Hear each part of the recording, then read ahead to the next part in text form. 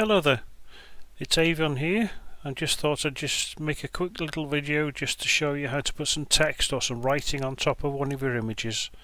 So here we have Photoshop open and we've got an image of a squirrel in one of the parks in Chester, I believe, just open at the moment for us to work on. So what I'm going to do is I'm going to write the word Welshot across the top of this picture here into this blank space. So the first thing we need to do is to choose the text tool, which is the one marked T on the left hand side. So as we click on that, you may have noticed a few of these boxes here changed just slightly then, and I'll just run through them quite quickly just to give you an idea what these do.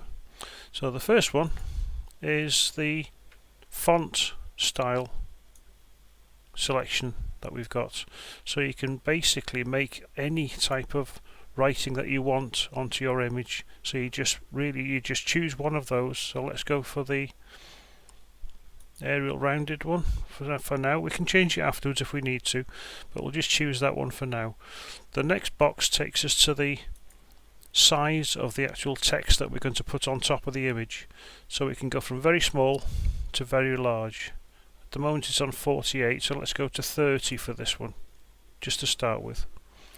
The next box along has got sharp marked on it, but when we open up it's got other variations as well.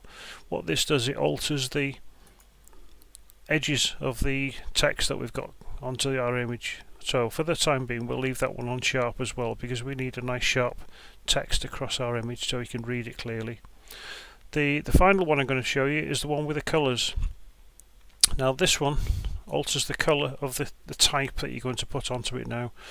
At the moment it's like a rusty orangey sort of brown colour.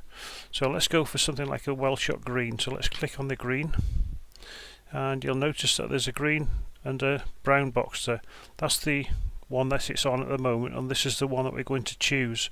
So if I move this little circle around, you can see that box changing colour, and it'll go darker as I go near the bottom.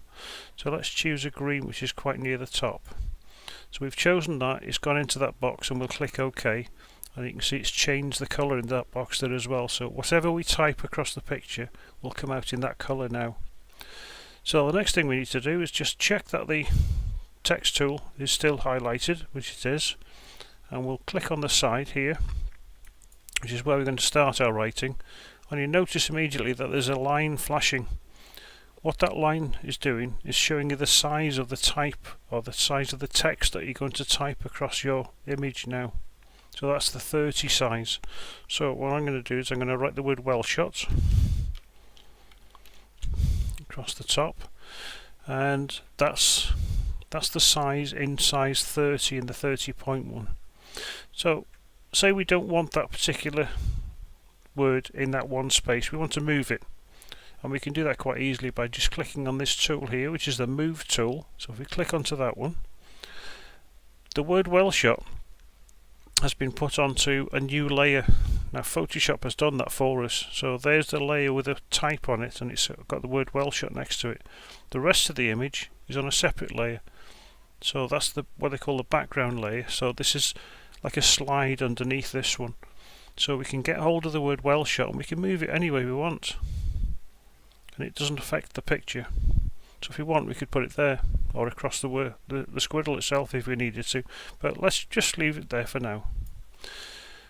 If we go back to the text tool, we can then alter the different sizes and the types. So let's just click onto the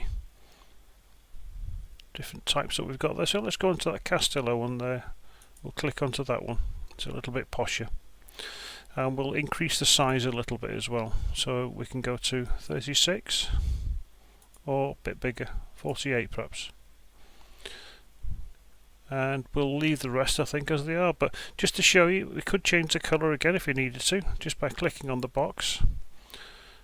Click on the red, changes to red, and you got the variations here if you need to do that as well, or blue, green again, or red. And we can go back to the current version, which is the Welshot green, and click OK. And that's how to put type onto your image. So it's really quick and easy to do, and that's all there is to it. Thank you for watching.